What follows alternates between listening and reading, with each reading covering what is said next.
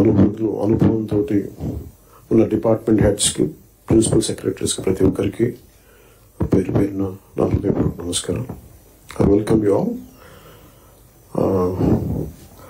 I thank you for giving an opportunity to be a part of this meeting.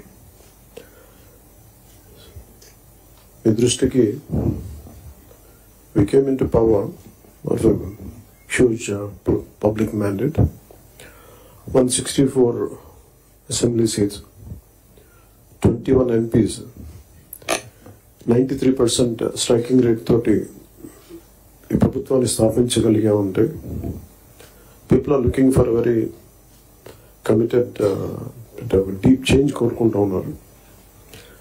ఈ పరిస్థితికి రావడానికి మేమందరం కూడా చాలా నలిగి వచ్చాం. వ్యక్తిగతంగా మా మీద దాడులు కానీ, తిట్లు కానీ, ఇంక్లూడింగ్ గత ప్రభుత్వం నుంచి మాకు థ్రెట్స్ కానీ, ఇంక్లూడింగ్ కుటుంబ సభ్యుల మీద దాడులు కానీ, ఇవన్నీ అనుభవించి వచ్చామంటే, ఇంత భరించి మేము ఎందుకు వచ్చామంటే వ్యవస్థల్ని బతికించాలనే చెప్పు. గత ప్రభుత్వం కళ్ళ ముందే మీలాగా చదువుకొని సివిల్ సర్వీసెస్లోకి వచ్చి మీరు ఎంత కష్టపడి ఐఏఎస్ చదివి ఉన్నాలో, ఎంత పోటీ పడి, లక్షలాది మంది పోటీ పడితే a handful of collectors would come out and emerge out. అలాంటి ఒక ఎమినెంట్ వ్యవస్థని, బలోపేతమైన వ్యవస్థని గత ప్రభుత్వం దాన్ని ఒక ఆటబొమ్మలా చేయడం మా అందరికీ చాలా బాధ కలిగించింది. మేమందరం కూడా దేనికి బయటకు వచ్చామంటే ఈ వ్యవస్థని బలోపేతం చేయాలి, వ్యవస్థను బలహీనం చేస్తారని చెప్పి at the cost of our life దెబ్బలు తిని, ఒకవేళ మేము రాకపోయినా కానీ ప్రజాక్షేత్రంలో నిలబడి ఈ వ్యవస్థని బలోపేతం చేయాలని ఉద్దేశంతో ఇక్కడికి వచ్చాం.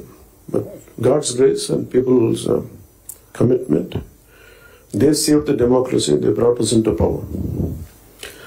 ముందు మీకు ఎందుకు దృష్టిలో ఉన్నా చెప్తున్నాం అంటే, we are here to strengthen you, we are here to empower you, we are here to stand by you for a good governance and accountable governance. ఎన్ని దశాబ్దాలుగా ఇప్పుడు ఆంధ్రప్రదేశ్, ఉమ్మడి ఆంధ్రప్రదేశ్ కానీ, విభజిత ఆంధ్రప్రదేశ్ కానీ ఎప్పుడు ఇంత ఇబ్బంది పడలేదు. గత 5 ఏళ్లుగా ఆంధ్రప్రదేశ్లో పాలన ఎలా ఉందో చూశారు. గతంలో చాలామంది నా సన్నిహితులు, సహచరులు కొంతమంది చెప్తా ఉన్నారు, ఇదివరకు ఆంధ్రప్రదేశ్లో పనిచేయాలి బ్యూరోక్రాట్స్ అని అనుకుంటే ఐఏఎస్లు కానీ, ఐపీఎస్లు కానీ, ఎనీ సర్వీసెస్ నుంచి పోటీ పడేవాళ్ళం. ఇదివరకు ఒక మోడల్ స్టేట్గా ఉండేది ఆంధ్రప్రదేశ్. ఇప్పుడు కూడా మోడల్ స్టేట్ ఇన్ లాస్ట్ 5 yearsలో. హౌ నాట్ టు బి, ఒక రాష్ట్రం ఎలా ఉండకూడదో తెలియజేస్తాం. ఒకప్పుడు ఒక రాష్ట్రం ఎలా ఉండాలో తెలియజెప్పింది, ఇప్పుడు ఒక రాష్ట్రం ఎలా ఉండకూడదో తెలియజెప్పిందని. So we want to bring back, to take it back to the old state of under the leadership of dynamic leadership of Honorable CM Sri Chandrababu Naidu garu. ఆయన అనుభవం, ఆయన దిశానిర్దేశం ఈ రాష్ట్రానికి బలంగా మేలు చేస్తుందని మీ అందరికీ తెలుసు. మా అందరికీ సంపూర్ణ నమ్మకం ఉంది. నేను పంచాయతీరాజ్, రూరల్ డెవలప్మెంట్తో పాటు forest science and technology, environment శాఖలు కూడా తీసుకున్నాను. వీటిలో కొన్ని మీ సహాయ సహకారాలు కావాల్సినవి, మీరు ఏం కావాలని మీరు ఆశిస్తున్నారో చెప్తాను. ఈ సంవత్సరానికి సంబంధించి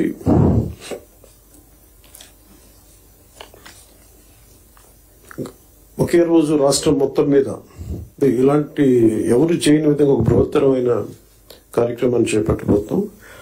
ఒకే రోజు రాష్ట్రం మొత్తం మీద 13,326 గ్రామ పంచాయతీల్లో ఉపాధి హామీ పథకానికి సంబంధించి రాష్ట్ర చరిత్రలో ఇప్పటి వరకు ఎవరు చేయని విధంగా చిత్తశుద్ధితో గ్రామ సభలను ఏర్పాటు చేసి గ్రామ సభ రెజల్యూషన్స్ చేయడం జరుగుతుంది.